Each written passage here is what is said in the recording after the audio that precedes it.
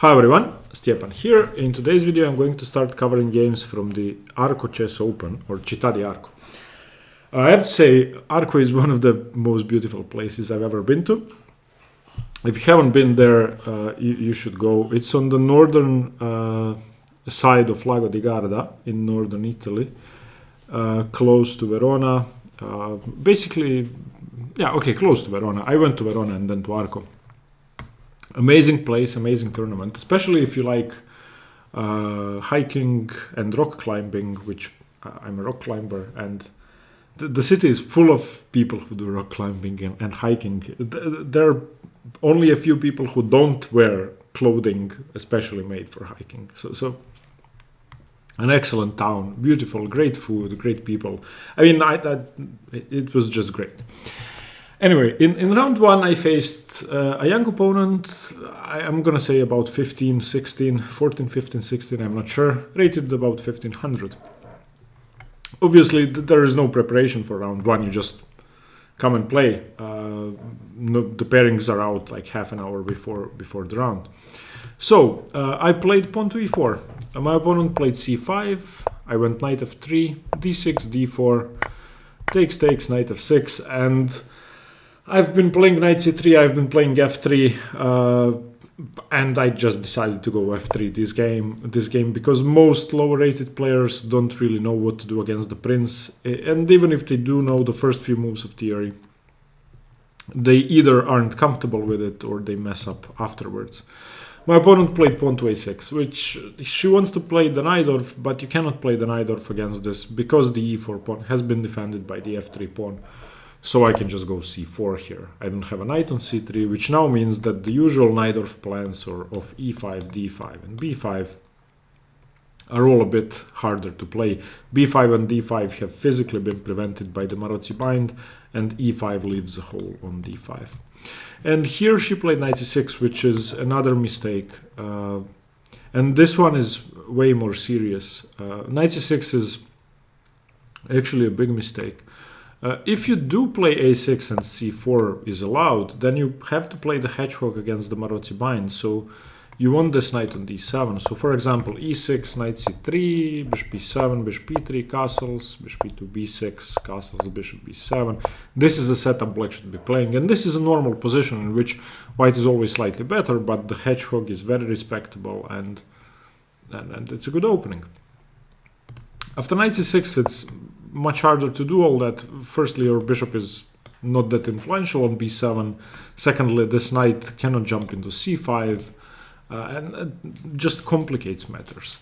And after knight c6, there's no doubt that white is better, and white is already significantly better. Okay, knight c3, and my setup, if you've seen any of my white games against the Sicilian, you know what I'm going to do. Bishop e3, bishop e2, castles, queen d2, rook c1, rook d1. Always the same setup, and it works. It's a good setup. g6, playing a sort of dragon/Najdorf setup with g6, a6, which again is a respectable setup, but not against the Marozzi bind. Bishop e3, bishop g7, queen d2, bishop d7, bishop e2, rook c8, castles, rook ac1, and knight e5. And I'm about to finish my setup. All I have to do is defend the b3 pawn, so b3. And here she played queen to c7, and now maybe white is winning immediately. There are two problems in this position. The first one is the e7 pawn is undefended. The second one is the knight on e5 doesn't have a lot of squares. So what I can do is I can either force the queen back with knight to d5, and if that's taken, I can continue with pawn to f4, try to trap the knight. The problem is that the knight has the g4 square, or I can just go knight d5, and if that's taken, c d5, queen d8, probably, yeah, queen d8, I can just go h3, threaten f4, which is similar to what happened in the game. But in the game, after queen c7, I played rook f to d1 first. And after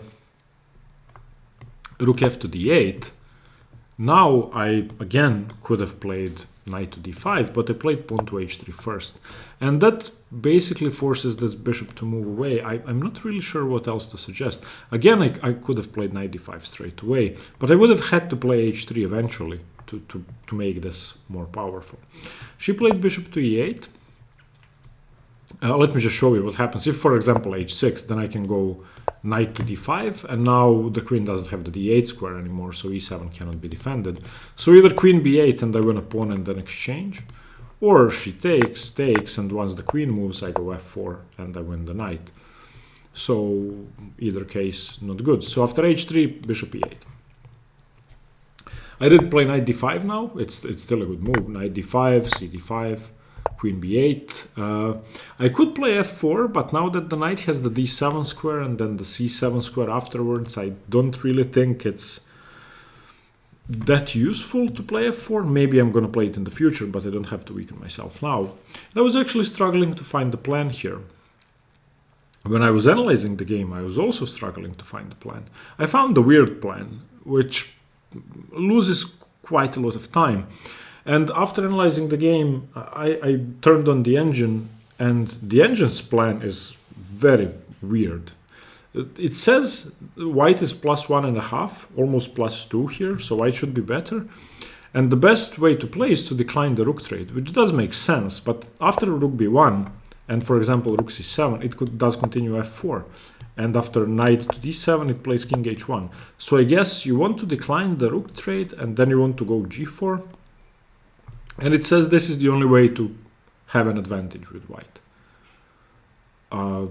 I don't know. I mean, maybe black can double rooks, take on d4, which is very risky. Seems like you're getting mated, but at least infiltrates on c2. And if you move your f-pawn and g-pawn, that could be dangerous.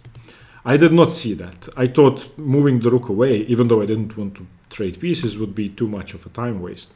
I played knight c2, declining the rook trade for the moment, and preparing to get my knight to d3, which seemed a much better square than d4.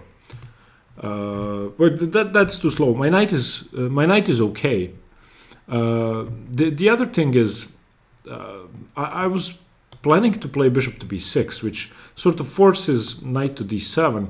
If b5 or if b6 or b5 are played, then I get some more squares to play with. I get the c6 square.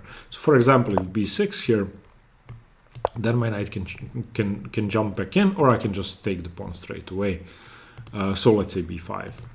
Let's say b5, and then I do this. So now my knight is coming in, and for the moment it loses a pawn, so I don't have to jump in straight away, or it doesn't lose a pawn, it trades pawns. But this would be good. I think this is a good position. There are more weaknesses in black's position than in white's position. So after knight c2, she did play knight d7, which I think is a good move, preventing bishop b6.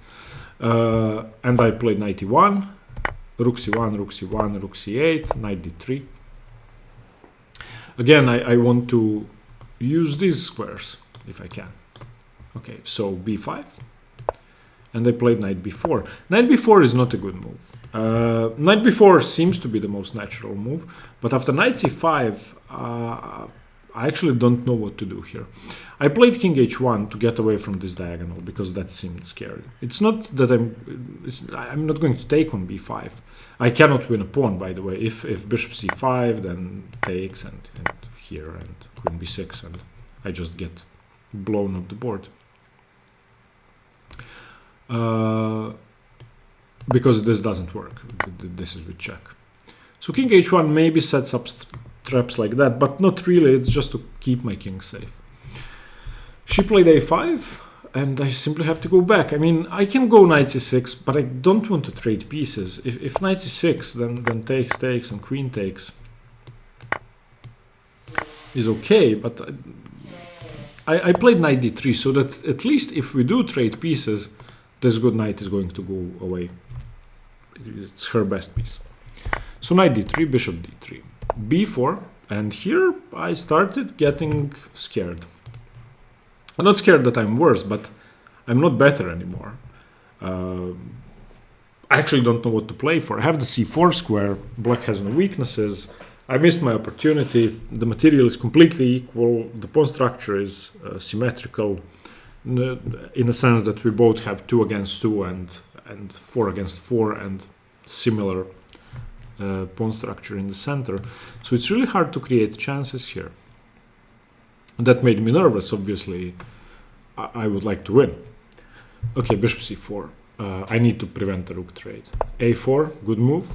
Queen e2, takes, and queen a8 taking the a file. And I decided, the reason why I played queen e2 is I decided I just had to go for a kingside attack. It's obvious that this is equal.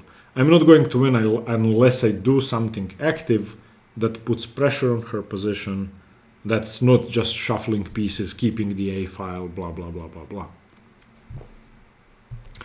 So rook c2, I'm firstly defending my second rank. I don't really mind the queen coming into the first rank because I'm going to play f4 and queen g4. So rook c1, for the moment trying to see where the queen is going to go, and rook f1. This seemed like a better plan if I'm going to play f4 and queen g4. So rook a8, f4, bishop c3, queen g4. And now the idea behind queen g4 is threefold actually. I want to do this, and also I'm tying the rook down to the 8th rank, because if the rook moves, then I have this. Queen c8 and bishop b5. So I was happy here. I still don't think white has anything. In fact, the engine says black is slightly better here because of my weakening moves, but this position was much easier to play for white now, instead of that just shuffling pieces. I'm creating some chances, and I actually know what I'm going to do. I'm going to play h4, h5, and then f5 and blow open the position. She played queen b2, which makes sense. You want to control the dark squares, you want to allow your rook in, but you cannot get your rook in before you do something about your bishop and your king. So I just played h4. Rook a1 seemed impossible. Okay, rook a1. My bishop on f1 is defended, so I actually don't have to waste the tempo. I just go queen c8. And I did not calculate at all before queen c8. I just thought, okay, that this is good. I just win a piece. Maybe there's some tricks for black, but I couldn't see them straight away, and queen c8 has to be played, so let's play it. She played king f8, I played king h2. I could play I could play bishop b5 straight away, but this is a good prophylactic move, and it's not as if she can do something about bishop b5. Okay, so takes, queen b1 attacks the e4 pawn, but that really cannot be taken. Also attacks the bishop, so bishop b5, queen e1 attacks the e3 bishop, and now I took king g7 and bishop to b6, saving my bishop. And here, before bishop b6, I thought for about more than 20 minutes definitely, maybe more than half an hour, because now I saw that she has a perpetual. And when I saw the perpetual, I thought like, oh, okay, let's just play instantly so that she thinks that I think that I'm just winning. And then the more I thought about it, I figured I may blunder, I may lose. I mean, okay, I cannot lose, it's a perpetual, but it was frustrating. So after bishop b6, here's the perpetual. Queen h4 check, king g1, queen e1, which was played in the game, and bishop f1 was my idea. And now the perpetual is queen e4. I don't know what to do. If I go g3, for example, then bishop d4, queen d4, king h2, and queen to d1. And this is going to be an easy perpetual. And if after queen e4 I go queen b5, which I'd intended to play, then bishop d4, queen d4, king h2, and obviously, again, this is a perpetual. Whew. After bishop f1, though, she didn't see it, or maybe she did, but she thought this was stronger. She played queen h4. And oof, now I'm winning. Now I knew I was winning. There are no more tricks because I get to play queen b5. Queen takes f4, queen d3, and I'm defending everything. Bishop e1, there really is no threat on f2 because I can just go queen e3. Forcing queen h4, otherwise I take the bishop. And now bishop d4 check. Now I'm in control. f6, bishop e2. I'm just winning this position easily. bishop g3 no threat, because after queen h2 and king f1 and queen h1 I have queen g1. This is now trivial, it's just a piece up. Not only a piece up, but actually her queen is tied down. After queen h6 I went king e2, and she didn't resign here. After queen g5 and queen a1 here she resigned. I mean, there's nothing she could do. I'm going to infiltrate and I'm going to start winning her pawns. There is no hope. She would have to play queen f4, bishop h4, and then bishop g5. So that's 3 moves, and I can just control everything. I mean, if she gets to place those 3 moves, all I have to do is get my queen somewhere here, and I'm defending all the dark squares. She's never infiltrating, so it's hopeless. But yeah, I did not play well after the opening, and it could have been a draw. It should have been a draw. I should have been punished for my play. But it became very hard to play. I mean, I did not win out of the opening, which I should have. I had a winning position. I didn't use that, and she deserved the draw. Didn't get it, and I'm sorry for that. For her, happy for me. Okay, this was round 1, so the tournament started well. I'll see you tomorrow for round 2. Stay tuned for more chess. Bye bye.